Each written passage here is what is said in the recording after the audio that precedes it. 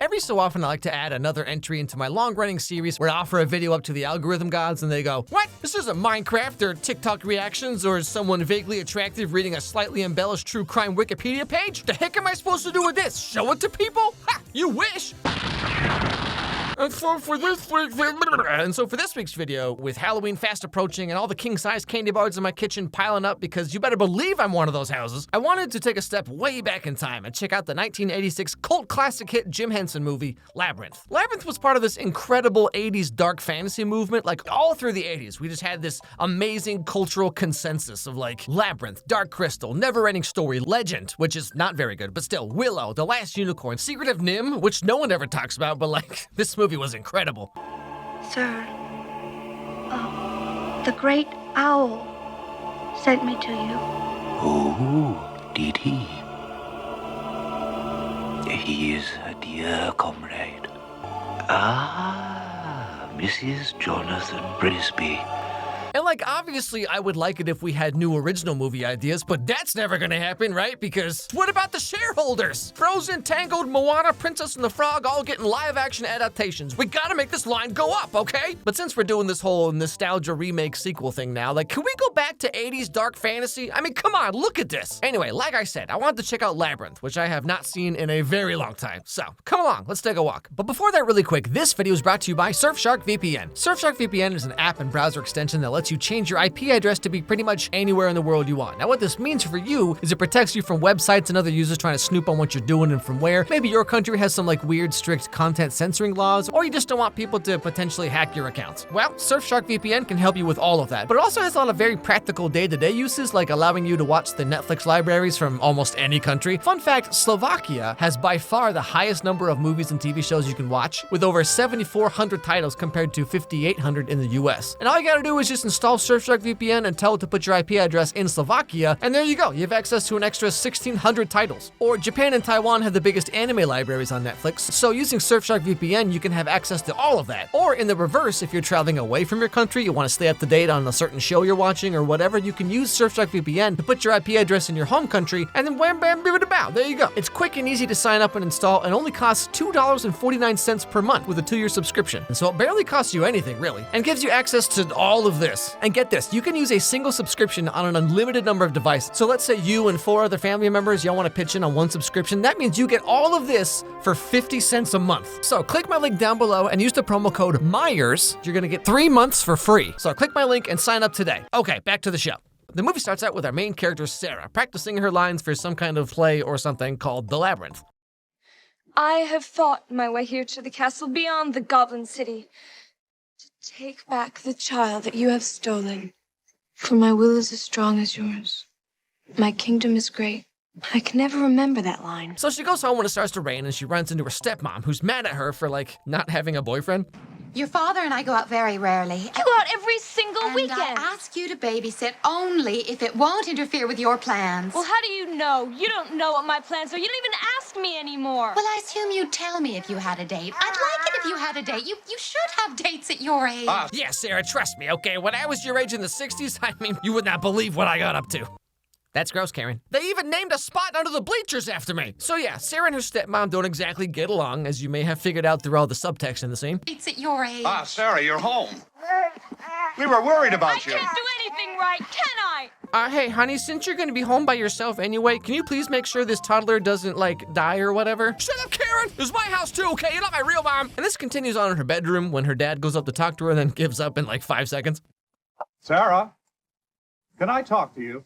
There's nothing to talk about. Listen, we fed Toby and put him to bed. We do have to leave now, but we'll be back around midnight. Wait, you'll be back at midnight? Where are you guys going, a rave? You really wanted to talk to me, didn't you? Practically broke down the door.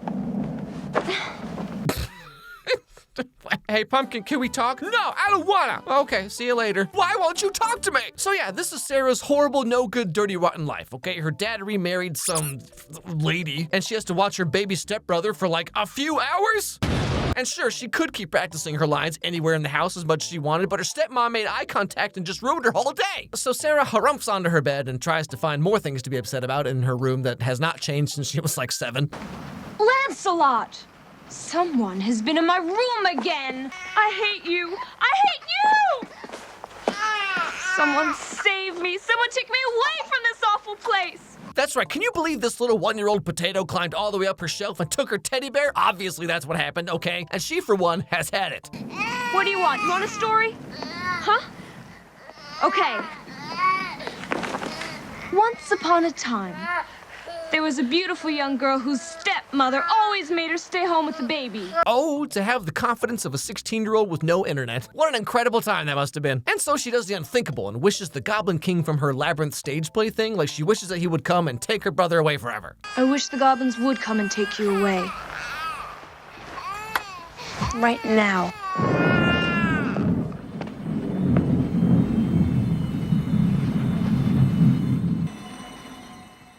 Toby? All right, sweet. Now I can finally do something productive, like refreshing the same 4 apps over and over again until 2 o'clock in the morning. Now, of course, she didn't think this would actually happen, right? And so now she's all like, whoops. But that's when things start to get a little weird.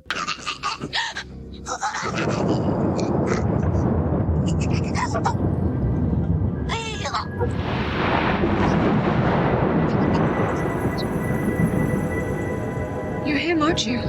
You're the Goblin King. You know, watching this back now as an adult, like, this dude must have been the template for, like, every JRPG villain from the 80s and 90s. I mean, maybe I'm connecting some dots that aren't really there, but, like, is this really all just a coincidence? I don't think so. Sarah, go back to your room. Play with your toys and your costumes. Forget about the baby. Yes, Sarah, go play with your dolls and dress up like a princess. You know, like the totally normal 16-year-old that you are. So said the 35-year-old who makes cartoons about Disney Channel movies. So after some back and forth, Sarah is determined to find her brother no matter what. So the Goblin King takes her to, like, this labyrinth thing outside of his castle and lays out the terms. Do you still want to look for him? You have 13 hours in which to solve the labyrinth before your baby brother becomes one of us forever. The labyrinth. Doesn't look that hard. Wait, I'm sorry, are we looking at the same labyrinth? This looks like a nightmare. I'm telling you, man, 80s teenagers was something else. I'm too hot and pretty to be babysitting. This isn't fair. A giant maze full of monsters and traps? Psh, I could do that, probably. Like, Sarah over here has the same unfounded confidence as, like, every dude at every gas station who tries to hit on my girlfriend. Hey, I like your pants. You want to come see my F-150 that my parents pay for? Is that your boyfriend? He kind of looks beta. Let me know when you want a real man. But yeah, so then Sarah sets off into the labyrinth to save her brother that she wanted to sacrifice to the eldritch goblin gods like 30 seconds ago. And this is where all the zany antics start to kick in when she meets this weird little dude named Hoggle. Do you know where the door to the labyrinth is? Oh, maybe. Well, where is it? Where is what? The door. What door? How do I get into the labyrinth? You get sin. There. Sarah, it was 3 feet in front of you the whole time. And then after walking straight through this long hallway thing, she's about to give up, but then she meets the best character in the whole movie. Hello. You're a worm, aren't you? Yeah, that's right.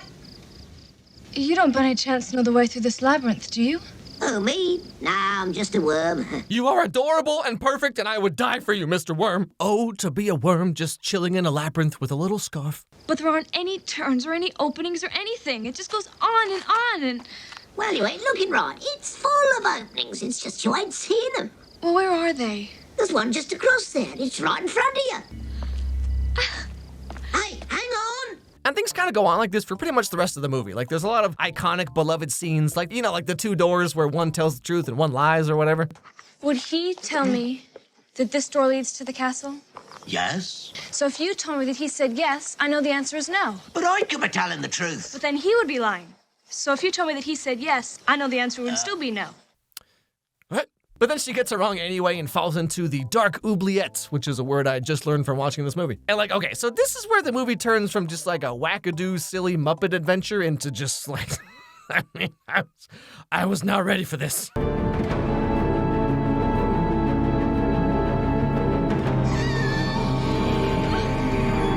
This is what I imagine it's like being a girl at any music festival. What do you mean, hell? We're helping hands. Would you like us to let go? Oh, no, stop. Whoever thought of this, I hope you're proud of yourself. I mean, kids' movies now, it's like, yeah, superpowers are cool, but you know what's the best superpower? Being a good friend. But back in the 80s and 90s, there were no rules. No one cared. Okay, so how many mental breakdowns do we want kids to have when they watch this movie? But somehow it gets even worse. Like, Sarah's in this jungle place, right? And she meets these red birds that just, I mean, just go in my hand.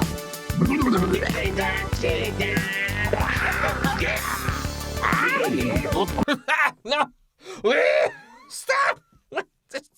This dude just pulled his eyeballs out and ate them.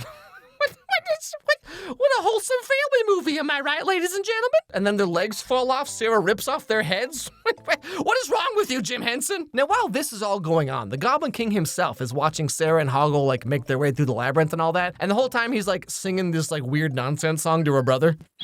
What kind of magic spell to use? Slime and snails, or puppy thumbs nails, thunder or lightning. And baby said, 9/11 was an inside job. And, like, he just has this baby the whole time who's taken at least 4 dumps and, like, thrown up twice at this point. Aha, I've stolen your baby brother and I'll never give him back. Perhaps I didn't think this through all the way. Also, this baby actor must have been, like, so insanely traumatized by all this. I mean, look at this. What is going through this kid's head right now? But more important than all this, okay, the way David Bowie is dressed in this scene is just so... Dance, magic dance, magic dance, magic dance. Baby, jump, magic jump, magic. What is... I mean, I'm not one for slut shaming, okay, but like, Mr. Bowie is putting out a whole 3-course meal right now. What a totally normal kids movie. Anyway, so Sarah makes her way through the labyrinth with Hoggle, and I mean, Hoggle, more like Badonkle, you know what I'm saying? I mean, this movie's gonna make me act up. And they run into a few more wacky characters, like Ludo, who can control rocks, and Sir Didymus, who just is. Now, eventually, the Goblin King gives Hoggle this magic peach to give to Sarah, which he does reluctantly because he has a crush on her, which is weird. And this puts her into some kind of amnesia trance thing where, like, the Goblin King makes her have a dream that she's at a ball with just the most absurdly humongous hair I've ever seen. And the whole time he's singing a song about how in love with her he is. This dude's like 200 years old and Sarah is 16. Now, of course, she wakes up and eventually gets her memories back, and they make their way to the Goblin City just outside the castle. Oh no.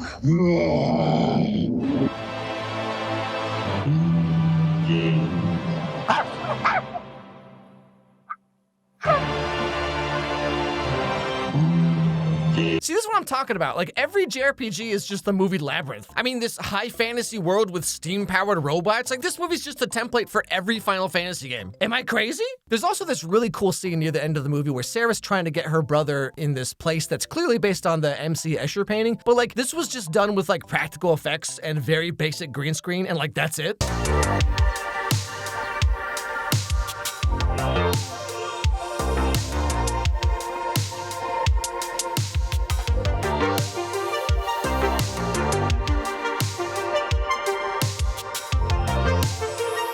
Do this. This must have been a nightmare to put this together. You know, I will say, okay, as horrifying as this movie is, like, for the most part, all the practical effects hold up really well. Now, the very, very end of the movie, okay, Sarah jumps down into somewhere and she goes into this, like, literal final boss arena to face off against the Goblin King once and for all.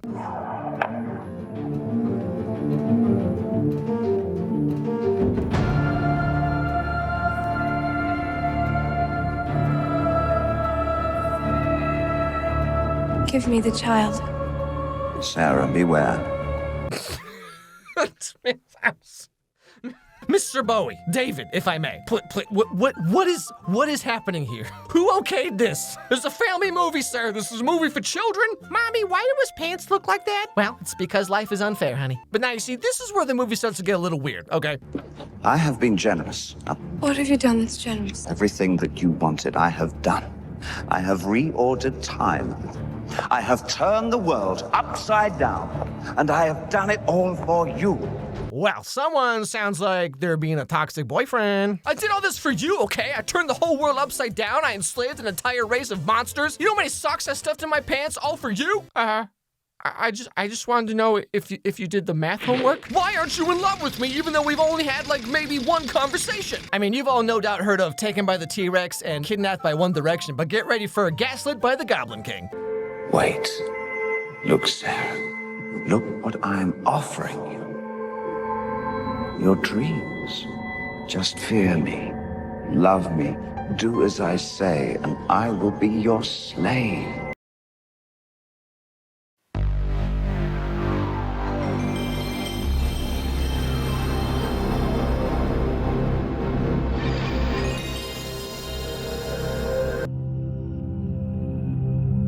You have no power over me.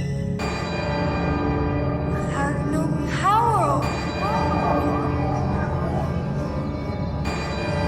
And just like that, the Goblin King is defeated and the magic world comes crashing down around Sarah. And what do you know, she's back in her house and her brother's there in his crib. Then she has a dance party in her bedroom with all of her new friends. For some reason. And that's pretty much where the movie ends. Like I said earlier, there's just something about these kinds of movies that's so good. And like I've said this before about stop motion movies from like the 2000s, like we just like don't get this kind of thing anymore. Like maybe I'm biased because I grew up watching a lot of these when I was a kid, but like there's just this whole genre of like incredibly amazing creativity that's just gone. Because, you know, obviously we need 8 superhero movies every year now. Duh. Hey everybody, thanks for watching this video. If you liked it, please watch another one, because that's how the algorithm works. So click on this one that's being recommended to you right now, right here on the screen. It actually helps a lot if you do that, because like that's how YouTube knows that my videos are worth caring about. Also, if you have any movies or TV shows you'd like to recommend, send me an email at alexmeyerscontact@gmail.com, and I'll put them on my absurdly long list of movies that I need to get to at some point. Anyway, hope I made your day a little bit better, and I'll see you all next time.